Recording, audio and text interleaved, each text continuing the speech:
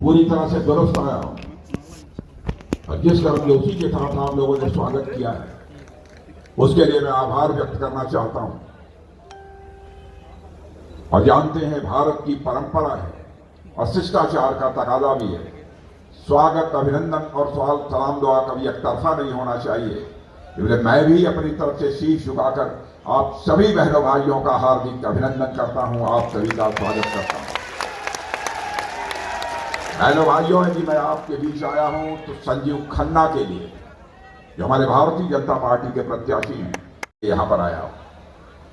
और आज जिस धरती पर मैं खड़ा हूं वो हमारे गुरु नानक देव जी की धरती है। इसलिए गुरु नानक देव की इस धरती, पावन धरती को भी शीश झुकाकर मैं नमन करता हूं।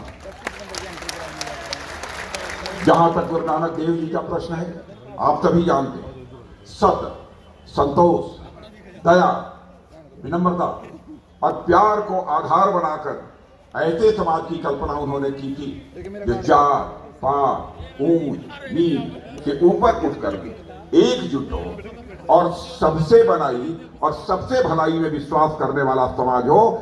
ऐसे समाज की गुरु नानक देव जी ने कल्पना की। भारत की यह विडंबना है, राजनीति की यह विडंबना है।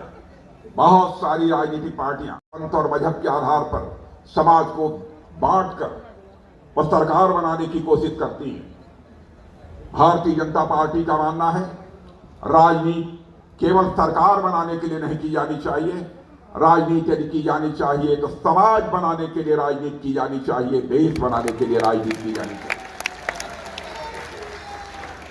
बहनों भाइयों, हमारे प्रधानमंत्री ने एक नारा दिया था, सभी कार्यकर्ताओं के बीच वह नारा काफी प्रचलित है कि हम लोग कहते हैं सबका साथ, सबका विश्वास, सबका प्रयास और सबका विश्वास। यह गुरु नानक देव जी की जो अपेक्षा थी, जिस रास्ते पर चलने की बात उन्होंने कही थी, उसी के अनुरूप हमारे प्रधानमंत्री जी यह नारा सारे देश को देने का काम किया है। पंजाब की धरती का राष्ट्र के निर्माण में कितना बड़ा योगदान है, उसकी मैं बहुत विस्तार में जाकर यहां पर चर्चा नहीं करना चाहता।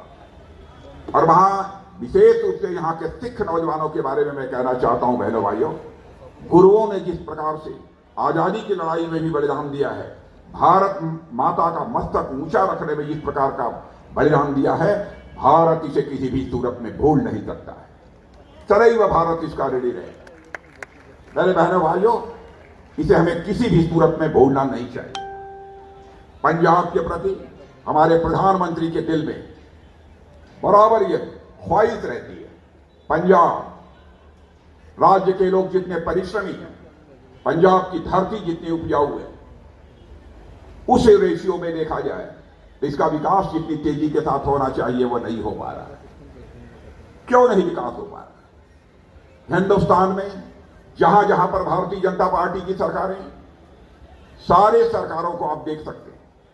मैं दावे के साथ कह सकता हूं, कोई भी पॉलिटिकल एनालिस्ट, राजनीतिक विश्लेषक होगा और सभी सरकारों के कामकाज की भी समीक्षा करेगा तो सहज रूप से इस नतीजे पर पहुंचेगा, अच्छी सरकार चलाने वाली, गुड गवर्नेंस देने वाली यदि कोई राजनीतिक पार्टी इस हिंदुस्तान में है तो उस राजनीतिक पार्टी का नाम है भारतीय जनता पार्टी। 2014 के पहले का भारत, 2014 के बाद का भारत, मैं आपको याद दिलाना चाहता हूं, 2014 के पहले भारत अंतर्राष्ट्रीय मंचों पर कुछ बोलता था। सारी दुनिया भारत की बातों को जिस गंभीरता पूर्वक लिया जाना चाहिए वो नहीं लेती थी। लेकिन आज अंतर्राष्ट्रीय मंचों पर भारत कुछ बोलता है तो बहनों भाइयों, सारी दुनिया कान खोलकर सुनती है कि यह भारत क्या बोल रहा है। यह भारत की हैसियत बड़ी। आम धारणा लोगों की थी भारत तो कमजोर भारत है, लेकिन वह धारणा बदल चुकी है सारी दुनिया की। भारत अब कमजोर भारत नहीं रहा है, भारत अब दुनिया का ताकतवर देश बन चुका है। बहनों भाइयों, मैं बहुत सारी ऐसी घटनाओं की चर्चा कर सकता हूं, लेकिन बहुत विस्तार में जाकर इसकी चर्चा नहीं करना चाहता हूं। भारत का जब मैं गृह मंत्री था, उस समय उरी और पुलवामा में पाकिस्तान से आतंकवादियों ने आकर हमारे पैरामिलिट्री के फोर्सेस के जवानों के ऊपर कायराना हमला किया। हमारे पैरामिलिट्री फोर्स के जवान शहीद हुए थे। उस समय प्रधानमंत्री जी ने हम 1-2 लोगों की केवल बैठक बुलाई, अब 10 मिनट के अंदर फैसला कर लिया। उसके बाद ही हमारे सेना के जवानों ने पाकिस्तान की धरती पर जाकर सर्जिकल स्ट्राइक और एयर स्ट्राइक करके आतंकवादी ठिकानों का सफारा करने में कामयाबी हासिल की थी। बहनों भाइयों, भारत का चरित्र रहा है, भारत ने आज तक न तो दुनिया के किसी देश पर कभी आक्रमण किया है और न भारत ने कभी दुनिया के किसी देश की एक इंच जमीन पर कब्जा किया है, और आज भी हमारा वही चरित्र है। लेकिन भारत की तरफ यदि कोई आंख उठाकर देखने की कोशिश करेगा तो भारत आज उसका बहुत तोड़ जवाब देगा। और जो कुछ भी हम लोगों ने किया है, पूरी पुलवामा की घटना के बाद यह साफ संदेश सारी दुनिया को चला गया कि भारत के अंदर वह ताकत है कि यदि भारत को यदि कोई छेड़ने की कोशिश करेगा तो भारत किसी भी सूरत में छोड़ेगा नहीं। और यह भी संदेश चला गया कि भारत के अंदर वह कुव्वत है कि भारत की तरफ यदि कोई आंख उठाकर देखने की कोशिश करेगा तो भारत इस पार भी मार सकता है, अब जरूरत पड़ी तो बाउंड्री के पार भी जाकर मार सकता है। यह भारत की ताकत। कोरोना पैंडेमिक के दौरान विगत 100 वर्षों में ऐसी महामारी कभी नहीं आई। इसको लेकर सारी दुनिया की अवधारणा थी, दुनिया की जो रिच कंट्रीज हैं, जो धनवान देश हैं, इस महामारी के संकट से तो निपट लेंगे, भारत का क्या होगा। भारत के भी बहुत सारे लोग कहते थे यह बहुत बड़ा चैलेंज है, बहुत बड़ी चुनौती है, भारत कैसे निपटेगा। लेकिन अपने प्रधानमंत्री नरेंद्र मोदी जी के सूझबूझ की प्रशंसा की जानी चाहिए, उनके स्ट्रांग विल पावर की प्रशंसा की जानी चाहिए। बहनों भाई, जिस तरीके से उन्होंने इस महामारी के ऊपर काबू पाने में कामयाबी हासिल की है, उसकी प्रशंसा केवल भारत में नहीं हो रही है, दुनिया के दूसरे देशों में की जा रही है। आज भी चाहे अमेरिका हो, चाइना हो, रशिया हो, ऑस्ट्रेलिया हो, कोरोना के संकट से निपटने में जो उन्हें कामयाबी हासिल होनी चाहिए थी, वह कामयाबी हासिल नहीं हो पाई। टीका, यानी से अंग्रेजी में वैक्सीन कहते, भारत में उस समय नहीं बनता था। दुनिया के दूसरे लोगों से वैक्सीन मंगाई जाती थी, उस वैक्सीन का हम प्रयोग करते थे। लेकिन कुछ ही महीनों के अंदर ऐसे हालात पैदा हो गए भारत में कि हम वैक्सीन यही बनाने लगे, केवल अपने लोगों को ही नहीं लगाते हैं, बल्कि हम वैक्सीन का अब दुनिया के दूसरे देशों को एक्सपोर्ट करने लगे। बहनों भाइयों, यह है भारत की है। बड़े से बड़े संकट और बड़ी से बड़ी चुनौती का सामना करने की कुव्वत भारत के अंदर पैदा हुई है। और हमारी सरकार आने के बाद, और केवल मोदी जी की सरकार नहीं, इसके पहले आदरणीय अटल बिहारी वाजपेयी जी की भी सरकार को आपने काम करते हुए देखा है। कांग्रेस की सरकारों को भी इस देश में काम करते हुए आपने देखा। बहनों भाइयों, हर कांग्रेस की सरकार के मंत्रिमंडल के किसी न किसी मंत्री के ऊपर भ्रष्टाचार के आरोप लगे हुए। लेकिन चाहे आदरणीय अटल बिहारी वाजपेयी जी की सरकार रही हो, चाहे हमारे नरेंद्र भाई मोदी जी की सरकार हो, भारत ही नहीं, दुनिया के दूसरे देशों में रहने वाला कोई व्यक्ति भी उंगली उठाकर नहीं कह सकता, चाहे अटल जी का मंत्रिमंडल का कोई मंत्री रहा हो अथवा मोदी जी के मंत्रिमंडल का कोई मंत्री रहा हो, किसी मंत्री के दामन पर कोई भ्रष्टाचार की दाग लगी हुई हो, बहनों भाइयों, कोई नहीं कह सकता। भ्रष्टाचार पर अंकुश पाना, इसे भी हम एक चुनौती मानते हैं और हमारी सरकार ने इसे चुनौती के रूप में स्वीकार किया है। लोग यह कहेंगे क्या भ्रष्टाचार नीचे तक पूरी तरह से समाप्त हो गया? यह मैं दावा नहीं करना चाहता, लेकिन ऊपर के स्तर पर भ्रष्टाचार को रोकने में हम लोगों ने काफी हद तक कामयाबी हासिल की है, यह तो मैं दावा कर सकता हूं। ऊपर के स्तर पर भी हम लोगों ने रोका है। मैं आपको याद दिलाना चाहता हूं, एक बार भारत के प्रधानमंत्री राजीव गांधी जी, उन्होंने अपनी लाचारी व्यक्त करते हुए कहा था, क्या करें, मैं पूरी कोशिश करता हूं, जो पैसा मैं दिल्ली से भेजता हूं लोगों के पास, पूरा का पूरा पैसा उन्हें मिल जाए, लेकिन मैं 100 पैसा दिल्ली से भेजता हूं और लोगों की जेबों में बामुश्किल 15 पैसा पहुंच पाता है। यह राजीव गांधी जी ने अपनी लाचारी व्यक्त की। लेकिन आपने देखा हमारे प्रधानमंत्री ने लाचारी व्यक्त नहीं की। बहनों भाइयों, इस चैलेंज को, इस चुनौती को स्वीकार किया। सबसे पहले प्रधानमंत्री बनते ही प्रधानमंत्री जनधन योजना के अंतर्गत अब खाते खोल दिए और आज मैं डंके की चोट पर कह सकता हूं कि दिल्ली से 100 पैसा चलता है तो 100 का 100 पैसा आपकी जेब में पहुंचता है। बहनों भाइयों, एक भी पैसा भ्रष्टाचार की भेंट नहीं चढ़ने पाता है। भ्रष्टाचार पर भी हम काबू पाना चाहते हैं। तो केवल भाषण करने से भ्रष्टाचार पर काबू नहीं पाया जा सकता।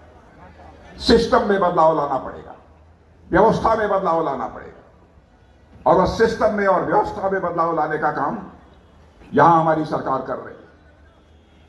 जन सामान्य के लिए शासन करने वालों के अंदर जो संवेदनशीलता चाहिए वह हमारी सरकार में आपको देखने को मिलेगी। प्रधानमंत्री ने जिम्मेदारी संभालने के साथ ही घोषणा कर दी, हिंदुस्तान में एक भी परिवार हम ऐसा नहीं रहने देंगे जिस परिवार को अपना सिर ढकने के लिए पक्का छत न मुहैया हो जाए। और मैं दावे के साथ कहता हूं, पता नहीं पंजाब की सरकार ने कैसी भूमिका निभाई है, मैं नहीं कह सकता यहां किया है या नहीं किया है। बहनों भाइयों, यहां के लोगों को भी आवास प्राप्त होना चाहिए था, पता नहीं प्राप्त हुआ है कि नहीं हुआ है, इसकी जानकारी मुझे नहीं।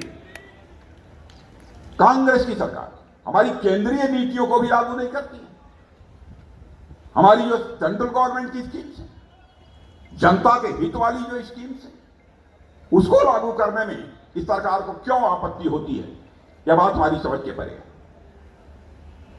मैं याद दिलाना चाहता हूं 2014 में जब हम लोगों का शपथ ग्रहण समारोह पूरा हुआ तो मोदी जी और हम दोनों लोग मंच से उतरे। कुछ पत्रकार मित्रों ने घेर कर कहा कि मोदी जी कुछ ना कुछ तो बोलिए। उन्होंने कहा प्रेस करेंगे तो बोलेंगे। तो मैंने कहा कि बोल दीजिए कि आप सेंटेंस कुछ। तो प्रधानमंत्री जी ने केवल एक ही सेंटेंस बोला था, बहनों भाइयों, कि हमारी यह सरकार भारत के गरीबों को समर्पित है। और मैंने यह महसूस किया, यह केवल कंठ के ऊपर से निकली हुई आवाज नहीं थी, बल्कि प्रधानमंत्री के दिल बोल रहा था। बहनों भाइयों, प्रधानमंत्री के दिल की आवाज। और आपने देखा होगा उसके बाद जितनी भी योजनाएं लागू हुई हैं, सारी योजनाएं उसी उनके स्टेटमेंट के अनुरूप है। आवाज का सवाल है, क्या कभी आपने कल्पना किया था इस देश में कोई ऐसा प्रधानमंत्री आएगा जो यह सोचेगा गरीब घर की माताओं बहनों की इज्जत होती है, उनका भी सम्मान होता है, शौचालय उनके घर में भी होना चाहिए। किसी ने कल्पना की थी कभी? यह बातें लोगों को बहुत छोटी छोटी लग सकती हैं, लेकिन इन बातों की कितनी अहमियत होती है। माताएं बहनें दूर दराज के क्षेत्रों में जाकर देखिए, पंजाब में कितना होता है मैं तो नहीं बतला सकता हूं। जलाशय में पानी लेने के लिए दूर दराज 3-3, 4-4, 5-5 घड़े लेकर जाती हैं। राजस्थान में भी जाकर देखिए, कुएं पर जाकर 2, 3, 4 घड़े के ऊपर घड़ा रखकर पानी भरकर वह घरों में लौटती थी। प्रधानमंत्री ने संकल्प लिया कि हम हिंदुस्तान का एक भी घर शेष नहीं बचने देंगे जिस घर में नल न पहुंच जाए और नल के माध्यम से लोगों को जल न मुहैया हो जाए, ऐसा एक घर भी शेष नहीं बचेगा। पंजाब के बहनों भाइयों को मैं यकीन दिलाना चाहता हूं, यदि यहां की कांग्रेस की सरकार ने इस स्कीम को प्रभावी तरीके से लागू नहीं किया है, हमारी सरकार बनते ही इन सारी योजनाओं को हम प्रभावी तरीके से लागू करेंगे। मेरे बहनों भाइयों, मैं आपको विश्वास दिलाना चाहता हूं, आपको यकीन दिलाना चाहता हूं। यहां सरकार न होने के कारण और विशेष रूप से कांग्रेस की सरकार होने के कारण बहुत बड़ा संकट है। मुझे जानकारी प्राप्त हुई, ड्रग का व्यापार होता है। क्या तमाशा है, अवैध खनन होता है। बना दो मेरे बहनों भाइयों भारतीय जनता पार्टी की सरकार, देखेंगे किसने मां का दूध पिया है जो कि यहां पर ड्रग का कारोबार कर लेगा और अवैध खनन कर लेगा।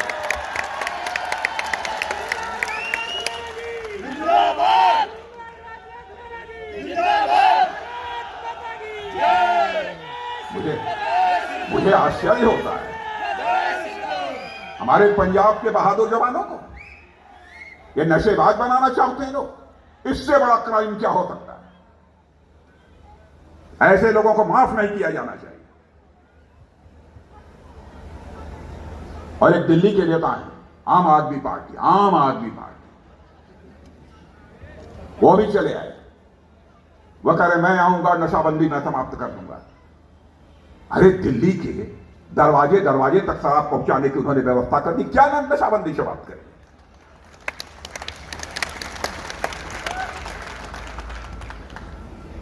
भ्रष्टाचार पर, अवैध कारोबार पर कैसे काबू पाया जा सकता है, इसकी कला यदि किसी को सीखनी है तो भारतीय जनता पार्टी की सरकारों से कला सीखी। हुकूमत कैसे चलाई जाती है और शासक के भाव से हुकूमत नहीं चलाई जाती, सेवक के भाव से हुकूमत चलाई जाती है। मेरे बहनों भाई, शासक के भाव से नहीं चलाई जाती। पंजाब के अंदर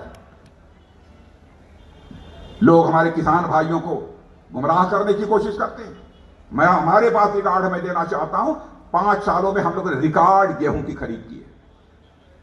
2021-22 में 132.8 लाख मीट्रिक टन गेहूं खरीदा है और किसानों के खाते में 23,000 करोड़ 23,000 करोड़ पैसा डाला है।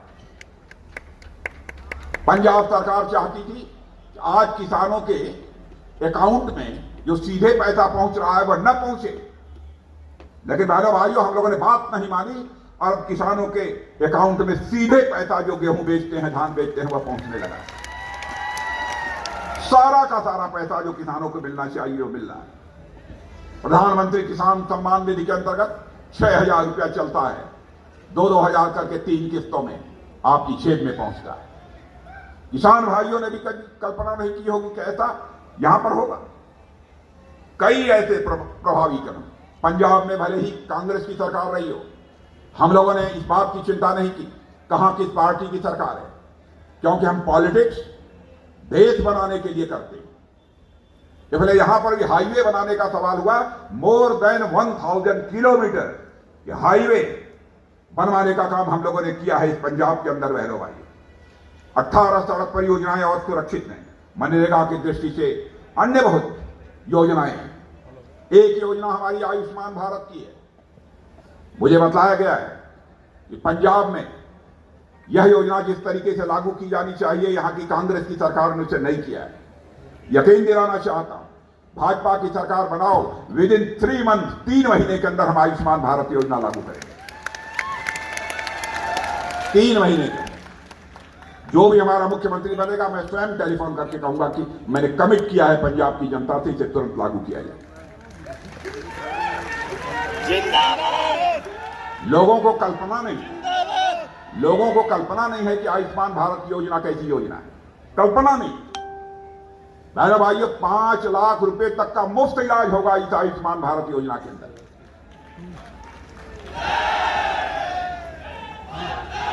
और हमारे हरियाणा, पंजाब के लोग अथवा हिंदुस्तान के किसी राज्य के लोग यानी चेन्नई जाते हैं, कलकत्ता जाते हैं, मुंबई जाते हैं, किसी दूसरे शहर में जाते हैं, बाजार में जाते हैं, वहां यदि बीमार पड़ जाते हैं, यदि उनके पास आयुष्मान भारत कार्ड है तो 5 लाख रुपए तक का उनका मुफ्त इलाज होगा। बहनों भाइयों, 5 लाख रुपए तक का मुफ्त इलाज होगा। सारी दुनिया में इस प्रकार की योजना किसी देश के पास नहीं है जैसी यह भारत के पास है। यह हमारी सरकार की ही पहल है, बिना किसी भेदभाव के। अमृतसर से लंदन, दिल्ली, बर्मिंघम, टोरंटो के लिए सीधी उड़ान प्रारंभ करने का काम किसी सरकार ने किया है तो हमारी सरकार ने किया है। बहनों भाइयों, किसी दूसरी सरकार ने नहीं किया है। सिख समाज का जहां तक सवाल है, सिख गुरुओं की कुर्बानी को हम किसी भी सूरत में नहीं भूल सकते। कुछ ऐसी ताकतें हैं भीतरी और बाहरी जो भेदभाव पैदा करने की कोशिश करते हैं। मैं डंके की चोट पर कहना चाहता हूं, मैं भूल नहीं सकता महाराजा रणजीत सिंह को, जिन्होंने हरमिंदर साहब के ऊपर सोने का छत्र लगवाया, तो वहीं पर सातई में काशी विश्वनाथ मंदिर पर भी उतने ही वजन का सोने का छत्र लगवाने का काम महाराजा रणजीत सिंह ने किया।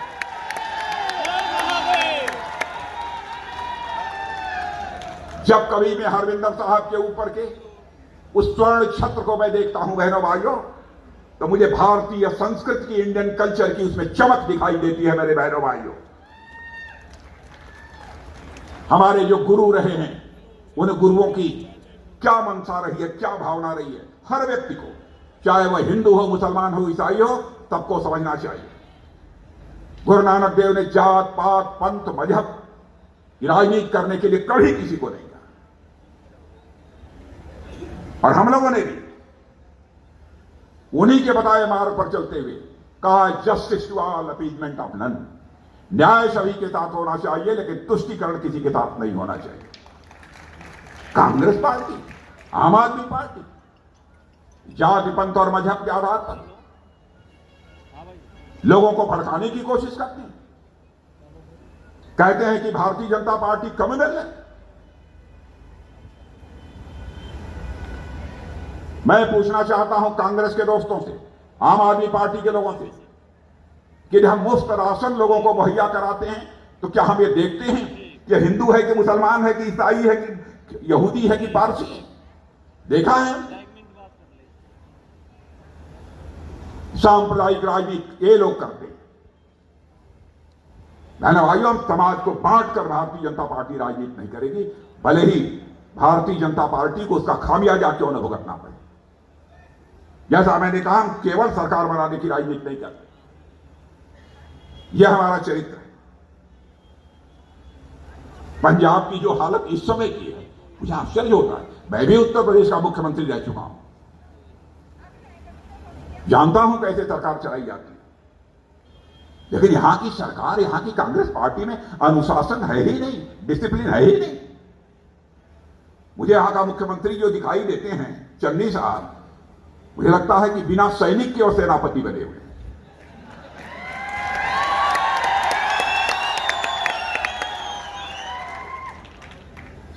उनका सैनिक कोई है ही नहीं, तो सेनापति बने हुए। एक कहावत है, गांव बसा नहीं कि लुटेरे आ गए। और कांग्रेस नेता एक दूसरे के ऊपर आरोप लगा रहे हैं मेरे दोस्तों, लगातार आरोप का सिलसिला चल रहा है। एक कांग्रेस के नेता, राज्यसभा के एमपी हैं शमशेर सिंह जी, उन्होंने कहा है कि कांग्रेस आम कार्यकर्ताओं की जगह शराब माफिया से जुड़े लोगों को आगे बढ़ाने की कोशिश कर रही है। पता ही है, हम नहीं कह रहे, कांग्रेस के एमपी कह रहे हैं।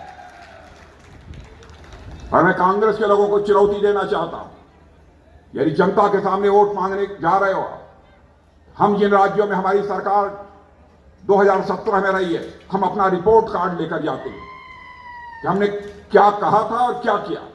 हिम्मत है तो कांग्रेस ने 2017 के चुनाव में जो कुछ भी कहा था पंजाब में, यह बताए पंजाब की जनता कि आपका जो इलेक्शन मैनिफेस्टो था, उसमें जो कहा था, उसमें से कितना पूरा किया है। हमारा भी उठाकर कोई 2014 का इलेक्शन मैनिफेस्टो देख ले। पार्टी का राष्ट्रीय अध्यक्ष मैं उस समय था, हमारी देखरेख में इलेक्शन मैनिफेस्टो बना था। 2019 में भी इलेक्शन मैनिफेस्टो बनने की जिम्मेदारी मेरे ही कंधों पर, उठाकर कोई दे नहीं। ये लोग, इन लोगों ने जनता को छला है, जनता को धोखा दिया है। बहनों भाइयों, नेता भाषण बहुत करते हैं, नेताओं के कहने और करने में अंतर होने के कारण ही भारत की राजनीति और भारत के नेताओं पर से जनता का विश्वास धीरे धीरे समाप्त होता चला गया, और विश्वास का संकट निरंतर गहरा होता चला गया। आजाद भारत के इतिहास में इस विश्वास के संकट को चुनौती के रूप में किसी राजनीतिक पार्टी ने स्वीकार किया है तो केवल और केवल भारतीय जनता पार्टी ने स्वीकार किया। और मैं आपको यकीन दिलाना चाहता हूं, मेरे कार्यकर्ता बहनों भाइयों, आप भी जाकर जन जन तक संदेश पहुंचा दो। भारतीय जनता पार्टी हिंदुस्तान और पंजाब की जनता के भरोसे को टूटने नहीं देगी बहनों भाइयों, चाहे उसके लिए हमको कितनी भी कीमत, बड़ी कीमत क्यों न चुकानी पड़े।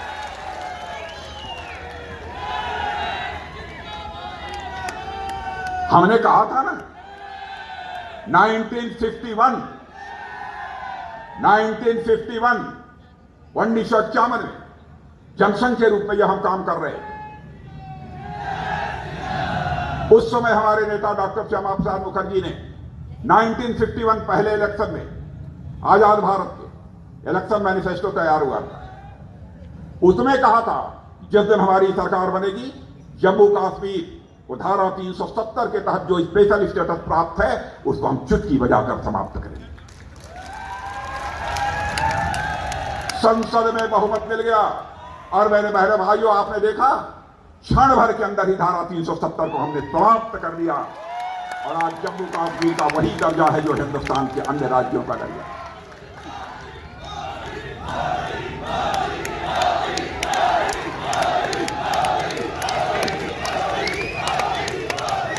बहनों भाइयों, 1947 में भारत का विभाजन 1947 में भारत का विभाजन हिंदू मुसलमान के आधार पर नहीं होना चाहिए। यह विडंबना थी, दुर्भाग्यपूर्ण था, लेकिन विभाजन हो गया। वहां पर जो हमारे हिंदू, सिख, ईसाई, पारसी, यहूदी जो भी भारत के मूल निवासी थे उनका धार्मिक उत्पीड़न हो रहा था। बहु बेटियों की इज्जत असमत लूटी जा रही थी। भारत आने की कोशिश करते थे। भारत यदि कोई आ भी जाता था तो भारत की नागरिकता जो उन्हें मिलनी चाहिए ससम्मान जिंदगी जीने के लिए, और भारत की नागरिकता उन्हें नहीं मिल पाती। मैं जब गृह मंत्री था उसी समय भारत की नागरिकता का कानून हमने तैयार किया था, लेकिन उस समय राज्यसभा में बहुमत न होने के कारण पास नहीं हो पाया था।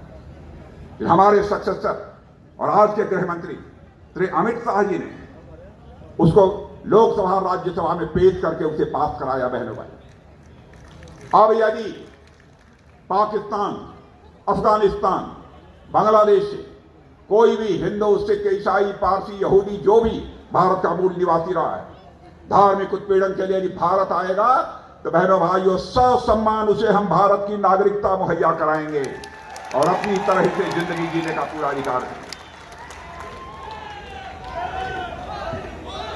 कांग्रेस के दोस्तों, बचो, देश को बांटने की कोशिश मत करो। सरकारें आती जाती रहेंगी, सरकार ही सब कुछ नहीं होती है। भारत के ऋषियों और मनीषियों ने जो कहा है, हमारे देश के ऋषियों और मनीषियों ने भारत की सीमा में रहने वाले लोगों को ही अपने परिवार का सदस्य नहीं माना है, बल्कि पूरे विश्व की धरा पर रहने वाले लोगों को अपने परिवार का सदस्य मानते हुए वसुधैव कुटुंबकम, यानी the whole world is our family, यह संदेश देने कहीं किसी देश की धरती से सारी दुनिया को गया है तो केवल हमारे और आपके देश भारत की धरती से सारी दुनिया को गया है। मेरे बहनों भाई, यह है हमारा भारत। मैं कांग्रेस के दोस्तों से कहना चाहता हूं, सरकार बनाने का स्वप्न मत देखो, पहले आप अपने घर के झगड़े को ठीक करो। जब आप अपने झगड़े को नहीं समाप्त कर पा रहे हो तो पंजाब की समस्याओं को कैसे समाप्त करोगे? जब अपने झगड़ों को समाप्त नहीं कर पा रहे हो तो पंजाब की समस्याओं को कैसे समाप्त करोगे आप? अब मैंने देखा घोषणा पत्र कुछ राजनीतिक पार्टियों को, अरे भाई क्लास 12 पास करने के बाद जो नौजवान विदेश जाना चाहेगा हम उसको करोड़ देंगे। कोई कह रहा है कि हम पूरा 10 करोड़ का फंड बनाएंगे, कोई कुछ करेगा। क्यों पंजाब का जवान विदेश जाना चाहता है? क्या इस पर विचार नहीं होना चाहिए?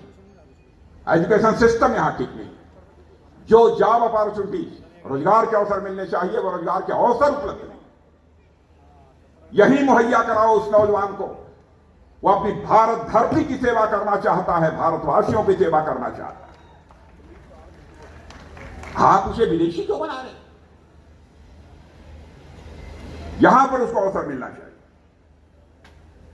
और एक प्रथा चल पड़ी है, 75% लोग 12वीं पास हुए बच्चे को वहां में, अरे सारी सुविधाएं मिले, जो सम्मान मिलना चाहिए, सुविधाएं मिलनी चाहिए, पढ़ाई लिखाई की जो व्यवस्था होनी चाहिए वह ठीक हो। तो मैं समझता हूं भारत का नौजवान भारत में रहकर अपनी देश की सेवा करना चाहिए। कांग्रेस क्या करेगी पंजाब के लिए? आम आदमी पार्टी क्या करेगी? प्रधानमंत्री की सुरक्षा का सवाल है ना भाइयों। प्रधानमंत्री केवल प्रधानमंत्री नहीं है। आज तक मैंने कभी चाहे पंडित जवाहरलाल नेहरू हो, श्रीमती इंदिरा गांधी हो, चाहे कोई भी कांग्रेस का प्रधानमंत्री, किसी प्रधानमंत्री की मैंने आलोचना नहीं की, देवगौड़ा जी भी हो, डॉक्टर मनमोहन सिंह जी हो। मेरा यह मानना है प्रधानमंत्री होता है, वह इंडिविजुअल नहीं है, व्यक्ति नहीं है, वह संस्था होता है, इंस्टीट्यूशन है। और हेल्दी डेमोक्रेसी में, स्वस्थ लोकतंत्र में संस्थाओं का सम्मान किया जाना चाहिए, तभी लोकतंत्र का स्वास्थ्य ठीक रह पाएगा। बहनों भाइयों,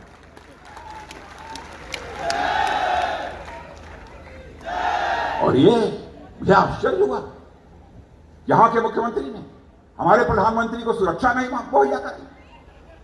जो अपने देश के प्रधानमंत्री को सुरक्षा नहीं दे सकता, जो राज्य सरकार नहीं दे सकती है, उस राज्य सरकार को सत्ता में बने रहने का कोई नहीं दिखाती। बहनों भाइयों, जो कुछ भी इन्होंने हमारे प्रधानमंत्री मोदी जी के साथ किया है कांग्रेस के लोगों ने, यही अवसर है, राजनीतिक दृष्टि से वोट के माध्यम से इसका बदला ले लिया जाना चाहिए। बहनों भाइयों, मैं आप सबसे अपील करना चाहता हूं।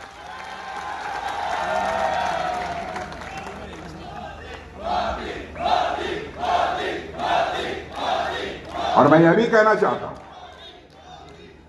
बहनों भाइयों, इन्हें पता नहीं क्या हो गया है। ये कांग्रेस के नेता हैं, नौजवान हैं, पता नहीं कितनी उम्र है, मुझे नहीं मालूम, लेकिन कहते हैं नौजवान। संसद में खड़े होकर उन्होंने कह दिया कि गलवान में भारत और चीन के लोगों के बीच जो संघर्ष हुआ था, उसमें भारत के सेना के जवान मारे गए बड़ी संख्या में, और चीन के केवल 3-4 मारे गए। क्या किसी राजनीतिक पार्टी के नेता को देश की एकता, अखंडता और संप्रभुता के साथ इस तरीके से खिलवाड़ करने का हक है? उसी के 1-2 दिन आगे पीछे ऑस्ट्रेलिया के एक खोजी पत्रकार ने क्लेक्सॉन KLEXON अखबार में लिख दिया कि पूरी छानबीन करने के बाद मैं इस नतीजे पर पहुंचा हूं कि भारत और चीन के जवानों के बीच गलवान घाटी में लद्दाख में जो संघर्ष हुआ था, उसमें चीन के 38 से लेकर 50 लोग, 38 to 50 लोग मारे गए हैं। बहनों भाई, और यहां तक भी कह दिया हमारे देश के सेना के जवानों के शौर्य, पराक्रम और साहस पर सवालिया निशान लगा रहे हैं। क्या कर रहे हैं?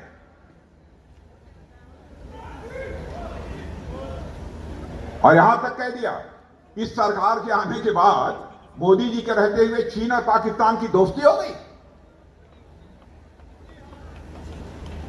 भाई, कांग्रेस के जो वरिष्ठ नेता हैं उनसे मैं कहना चाहता हूं, राहुल जी को यदि एंशियंट इंडिया, प्राचीन भारत के इतिहास की जानकारी नहीं है, तो कम से कम आजाद भारत के इतिहास की तो जानकारी उनको दे दीजिए। बहनों भाइयों, जिस समय सक्सगाम घाटी जो पाकिस्तान के द्वारा अवैध रूप से जिस पर कब्जा था, उसको चीन के हवाले पाकिस्तान ने किया, उस समय भारत के प्रधानमंत्री पंडित जवाहरलाल नेहरू थे। पीओके में काराकोरम जो हाईवे बना है भारत, चीन और पाकिस्तान की दोस्ती से, उस समय प्रधानमंत्री श्रीमती इंदिरा गांधी की। चाइना पाकिस्तान इकोनॉमिक कॉरिडोर बना है चाइना और पाकिस्तान की दोस्ती के कारण, उस समय सरकार डॉक्टर मनमोहन सिंह जी, हम लोगों की सरकार नहीं। उल्टे आरोप हमारे ऊपर लगा रहे। देश की जनता के आंखों में धूल झोंक कर अपने राष्ट्र के मान, सम्मान और स्वाभिमान के ऊपर सवालिया निशान लगाने की कोशिश कर रहे हैं। बहनों भाइयों, इन सब सारी हरकतों से चाहे कोई राजनीतिक पार्टी हो, बचना चाहिए। मैं आप लोगों से यह अपील करने आया हूं कि आप केवल अपने वोट तक ही सीमित मत रहिए। आप जाइए, दूसरे क्षेत्रों में जाइए, लोगों से अपील करिए। पंजाब को एक रिच स्टेट बनाने के लिए, धनवान देश बनाने के लिए, पंजाब के नौजवानों के हाथों को रोजगार मुहैया कराने के लिए, पंजाब वासियों का मस्तक ऊंचा करने के लिए सभी लोग भारतीय जनता पार्टी को इस बार समर्थन दें और हमारी सरकार बनाएं। भारतीय जनता पार्टी और यहां पर CLP है ना, कैप्टन साहब की पार्टी, ये दोनों लोग मिलकर चुनाव लड़ रहे हैं। मेरे बहनों भाइयों, आप इसकी सरकार बनाइए यही अपील करता हूं। और अपने प्रत्याशी जब ये बोल रहे थे हमारे ये खन्ना जी, संजीव खन्ना जी, तो खन्ना जी की चेहरे की तरफ मैं देख रहा था और आप समझेंगे कि मैं इनकी चेहरे की तरफ क्यों देख रहा था। यह नहीं देख रहा था कि कितने खूबसूरत हैं, क्या है, कैसे है, यह नहीं देख रहा था। मैं देख रहा था बहनों भाइयों, संजीव खन्ना के चेहरे पर सादगी, सज्जनता और सरलता हमको साफ तौर पर दिखाई दे रही थी। इसी को मैं देख रहा था और साथ ही साथ मैं देख रहा था कि इन्हें आपने अपना जनप्रतिनिधि चुना तो पूरी ईमानदारी के साथ अपने दायित्व का निर्वाह यदि कोई करेगा तो आपके संजीव खन्ना करेंगे। मेरा पूरा विश्वास है, मुझे पूरी है। तो जिता देंगे कि ऐसे। लेकिन एक बार यदि जिता देंगे तो तेज आवाज देते हुए, ताली बजाते हुए, ऊपर हाथ करके एक बार ताली बजाइए। यह बात है। हाँ, अरे मीडिया के मित्रों, उधर देखो, उधर। हाँ, तो मैं चलूं? चलें? मैंने कोई पानी वानी पिलाएंगे कि ऐसे ही? अरे चलता हूं। और यदि संजीव खन्ना जी जीत गए और यहां पर हमारे बीच जी बैठे हैं, अनिल बीच जी हमारे बहुत वरिष्ठ नेता हैं, हमारे अभिन्न मित्र हैं। तो आप समझिए, यदि आप लोग जीत गए और संजीव खन्ना ने यदि हम लोगों को कभी बुलाया तो बहनों भाइयों फिर से एक बार आपके बीच आना चाहेंगे इनके चुनाव जीतने का।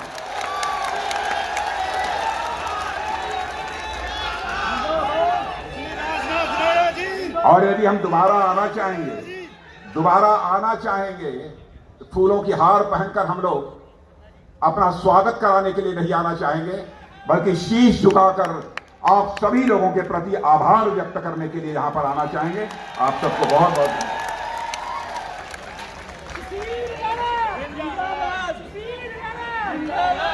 भारतीय जनता पार्टी।